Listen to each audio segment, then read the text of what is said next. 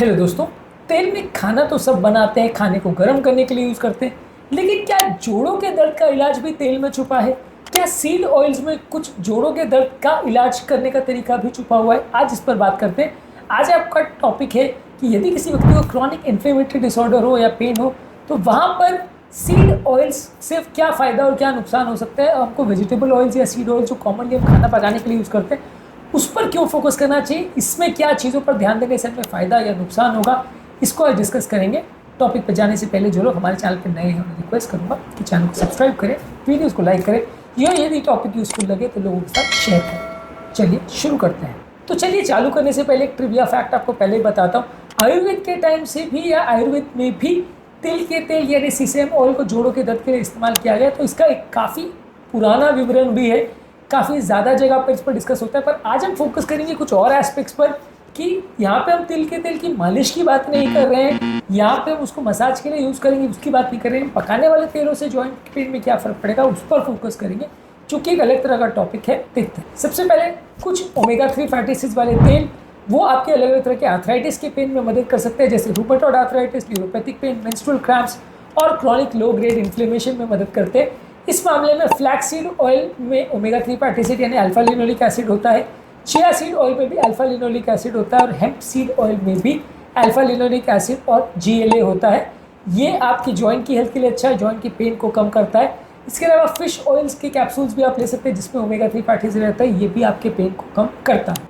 ये सारे ऑयल्स आपके बॉडी के सूजन और इन्फ्लेमेशन को कम करते हैं। तो अगर आपको किसी भी तरह का मस्कुलर पेन है या जॉइंट का पेन है या सूजन है, इन्फ्लेमेशन है, तो इस मामले में इस तरह के ऑयल को यूज़ करने से आपको फ़ायदा मिलेगा। इसके अलावा जो ओमेगा 6 फैटी एसिड वाले ऑयल है, जो वेजिटेबल ऑयल्स या रिफाइंड ऑयल्स के मामले में आप कॉमनली यूज़ करते हैं, जैसे sunflower oil, sunflower oil, corn oil, soybean oil, ये सारे बॉडी में सूजन और इन्फ्लेमेशन को बढ़ाते हैं। खासकर तब जब आप इन्हीं को अलग से लेते हैं और इसमें आप साथ में ओमेगा 3 फैटी एसिड नहीं लेते, तो ये आपको ज़्यादा दिक्कत करते हैं। ओमेगा 6 फैटी एसिड जो बॉडी में जाता है, जैसे लिनोलिक एसिड, तो ये एराकिडोनिक एसिड में कन्वर्ट होता है, जो कि बॉडी में इन्फ्लेमेशन बढ़ाने वाले इकोसिनॉइड्स में कन्वर्ट होता है, जो कि एक तरह का हार्मोन है।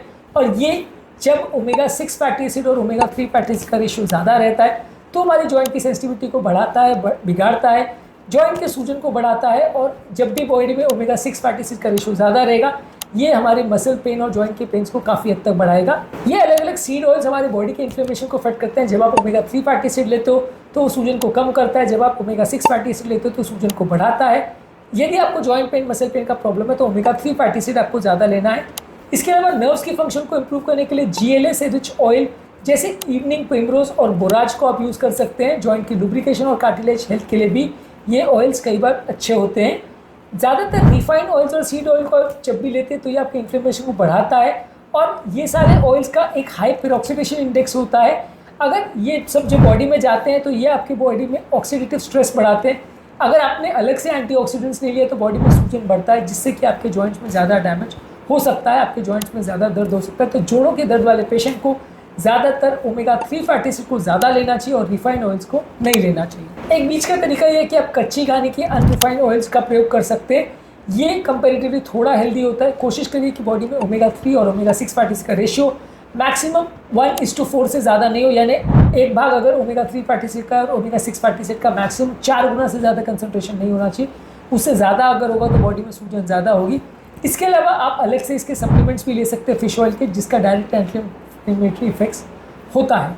तो एंड करने से पहले ये कहूँगा कि तेल सिर्फ तवे को गर्म करने के लिए नहीं होता, ये जॉइंट पेन वाले पेशेंट्स की ज़िंदगी को भी आसान बना सकता है। अगली बार जब आपको जॉइंट पेन की प्रॉब्लम हो तो इन सीड ऑयल से दोस्ती कर लीजिए, सही तरह के सीड ऑयल्स को चुनिए, यह आपकी जॉइंट की पेन को प्रॉब्लम को काफ़ी कम कर सकता है। उम्मीद करूँगा कि आज के टॉपिक में कुछ नया जानने को मिला होगा। जो लोग हमारे चैनल पर नए हैं उन्हें रिक्वेस्ट करूँगा कि चैनल को सब्सक्राइब करें, और यदि कंटेंट यूजफुल लगा होगा तो अपने फ्रेंड्स और के साथ शेयर भी करें।